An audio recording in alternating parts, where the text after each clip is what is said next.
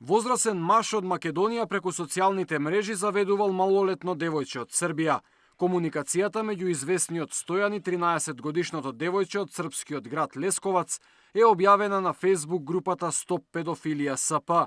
Од објавениот разговор може да се види дека Стојан го прашува девојчето дали сака да има дечко од Скопје, иако таа му кажува дека има само 13 години. Тој вели дека тоа не му е проблем и дека очекува таа да му се јави за да ја чува. Девојчето го прашува дали е сериозен во тоа што го пишува и ако е така, да направи селфи со прстот на чело. Од МВР велат дека одделот за компјутерски криминал веќе постапува по овој случај.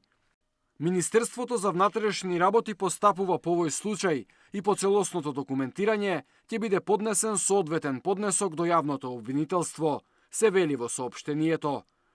Клучно за заштита на децата од ваквите несакани последици е нивното соодветно едуцирање од страна на родителите, сметаат експертите за социјални медиуми.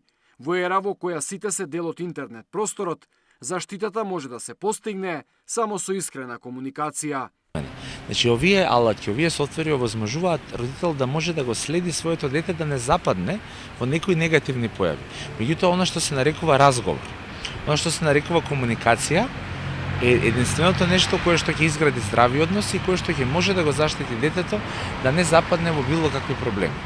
Многу е поважно да се оствари комуникација помеѓу родителите и децата за она што се случува во интернет просторот и токму децата да ги чувствуваат родителите како авторитети за оваа работа и да ги прашаат како да се справат со одреден проблем или како да постапат при одредена ситуација, отколку тоа што може да го направи одредена машина.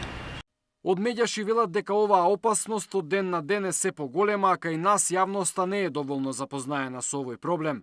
Сметаат дека повеќето родители им дозволуваат на своите малолетни деца да имаат профили на социјалните мрежи, не обрнувајќи многу внимание што всушност прават децата додека се на интернет.